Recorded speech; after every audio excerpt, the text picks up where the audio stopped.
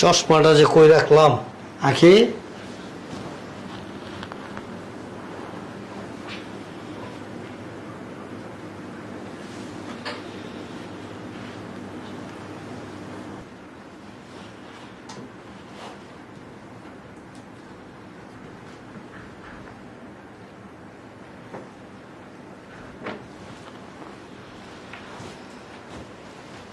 বানাইতে কোরবানি দিতে অন্তরি বলো কোরবানি দেওয়া হয় না। মাইশের বাড়ির গোছ খায় তো কোনো হজম হয়ে গেছে আর বাসায় ওনার নামই নেই। একবার মনে হয় পুরো বাড়িটা তুললা লয়ে গোছ দিয়ে এই মরার ওকিনি ফকিনি গো জ্বালায় শান্তি পেলাম না। এখন তোর একটু গোছ দিতে পারলাম না, এখন তোর গোছ নিয়ে এলো না, আবার মনে হয় এসছে। ও আপনিও চলে আসছেন গোছ নেওয়ার জন্য বাইরের বাসায়? গোছ দেওয়া সব জানতো জান তো আমার কথাটা শোনান। কি শুনবো আপনার কথা? বাইরে যে কোরবানি দিচ্ছে বড় রান্না নিতেছেন না, এটা ছাড়া তো আর কোনো কাম নেই আপনার। বাইরে যান, আমার কথাটা তো শুনবেন। কি বলতেছে দাদি? কি বলতেছেন আপনার? এটা ছাড়া কইবেন কি? রোজার সময় জাকাত দিতে আর কোরবানি দিলে ওই যে গোস নিতে, গোস্ত আর দিতে পারবো না, সবাই দেওয়া শেষ। যেটুকু রাখছি নিজেগুলো রাখছি। যান, গোস্ত গাইছেন তাহলে তো ব্যাগ বইরে গেছে, আর আবার আইছেন কি লিখে বাইরে বাইরে ভিক্ষা নিতে? বাইরে বাইরে ভিক্ষা না নিলে হয় না? হ্যাঁ, ওটি দিয়ে হইব। আর কত লাগে? যত পান ততই খাইতে মশাই খাই। মাইসের সামনে গিয়ে ফুটানি করেন যে আমরা কোরবানি দিছি না, এই ফকিরের গোস দিয়ে মাইসের দিবেন। যান হাতে যান, নাটক করেছে। আর টাকা আছেন কি লিখে দেবা? বেরান তো যান। কথা তো শুনবেন আমার। এই রক্ত দিয়ে আমার পুরো বাড়িটা অন করে যাবো। লন লে বেরান, আগে বেরান।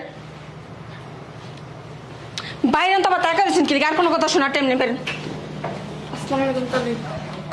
আসসালামু আলাইকুম তালি। আরে আব্বু তুমি এই সময়? ভালো স্যার, ভালো আছেন? গাড়িতে রানটা রাখা আছে, কারণে পাঠায় রানটা না। আচ্ছা পাঠাইতেছি। আরে বললো না সকাল থেকে ওকিনি ফকিনি আসতে আসতে বাইরে পুরো জ্বালাপালা বানা দিতেছে কানটা। গেট বাইরে গেল না কেন? তোমাদের জন্য তো মাংস রেখে দিচ্ছি আমি। ওই জায়গায় যাইবো তো পরে, আগে পুরো এলাকাটা তুইলা লোক এরপরে শোনা যাবো। বাইরে বাসায় এসে ভিক্ষা করতে দেখো না, ওকিনি ফকিনি দেখতেই মন চায় না এই গোষ্ঠীটারে। কি আবল তাবল কথা বলে? তো কি কইবো?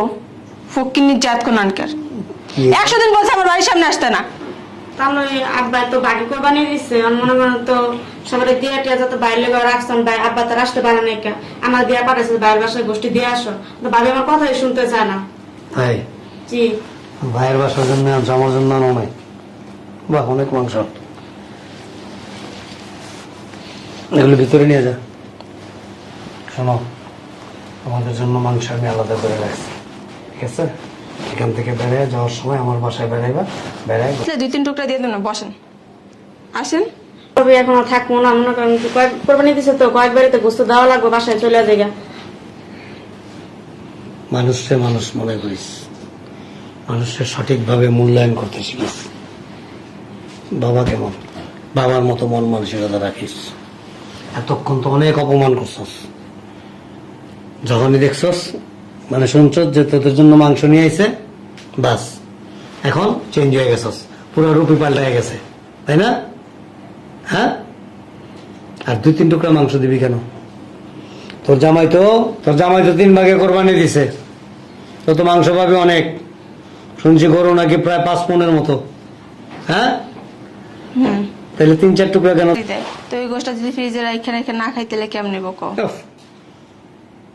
তখন মতো ফরেস্ট গার লোক এই দুনিয়াতে মনে হাতে গোনা কয়েকটা আছে।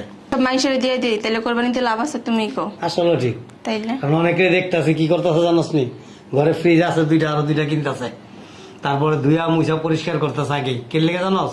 কোরবানির মাংস দোকানের লেগে। ওই লোক দেখানো কিছু মাংস বিলি করবো, ওইটা বাকি সব নেই, এই যে খাইবো না, এগুলি কি জানোস? হারাম, অন্যের হক এগুলি। এই হক গুলি রে কি করতেছস? নষ্ট করতেছস তোরা। অন্যের হক মাইরা নিজের ফ্রিজ বোঝাই করে তারপরে এই যে খাবি না এক এক টুকরা মাংস, ভিতরে হারাম হইব, হারাম। বদ্রক্ত তৈরি হইব, বদ্রক্ত।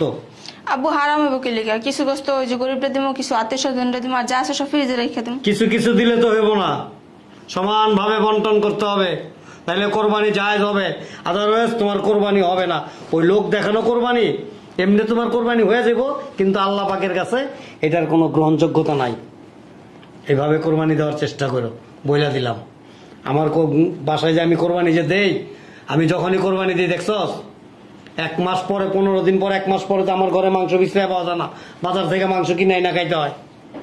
আর তোরা কি চাস? এই বছরের তো এই বছর পর্যন্ত খাবি, আর গরিব মানুষরে বা যাদের হক তাদেরকে দিবি না, ফ্রিজ বইরা বোঝাই করে রাখবি, এগুলি ছেড়ে দে। আব্বু এত জ্ঞান দিও না তো। শোনো, আমার সংসার আমি বুঝি কেমনে ভালো হইবো, আর আমি যেমনি কম তুমি জামাই এমনি চলবো, বেশি কথা কই না সবসময়। সামনে তো চলবোই, তার জামাই দেওয়ার হাত কেন হলো না, বুঝছ নাই? তার জামাই তোরা ছাড়া কিচ্ছু বুঝে না। তুই একটা 10 ইঞ্চিটা হাতে লইয়া যদি তার জামাই রে কস যে এটা সম্রাট শাহজাহানের এই স্বর্ণের পাথর, তার জামাই ওইটি বিশ্বাস করবো। জামাইরে তো মুরিদ বানায় ভালাইছস, কি কম আর মনটা চায় মাঝে মাঝে হারাম যাদার কানের নিচে কইসা দুইটা চটকনা কি লিখে মারবা? ওই যে ওই দিন রাস্তায় দেখা হয়েছে, আমি বলছি তুমি বাসায় আইসো, হ্যাঁ যদি আপনার মাইয়া যায় তাহলে যাবো না তো বহ, ওই যে তোমার জামাই গোস নিয়ে এলে 2 কেজি দিয়ে দিব না, আমলে গেলে যে ওই 2 কেজি ফ্রিজে রেখে দিয়ে কামে দিব, খায়া খায়া তুই আর তার জামাই কালটি টবলা টবলা করি গাড়ির থেকে ওই যে গরুর রানটা আনার ই কর, লোক পাঠা, চলো আমার বাসার থেকে মাংস নিয়ে তারপর চলে যাবো। মাইশিলে কত দরদ উঠটা করে ভালো হয়েছে আমার 2 দিন পর রাস্তায় ভিক্ষা করবে, এত দরদ দেখা হচ্ছিল বেদ্য। বালা কথা লেগেছে গরুর গোস বানাই, তখন তুই আহে না, এটি আনবি কোন সময় আর কোন সময় আজকে আর বাসায় এতক্ষণ লাগে, এতক্ষণে 4-5টা গরু এক লগে জবাই দেওয়ান যায়।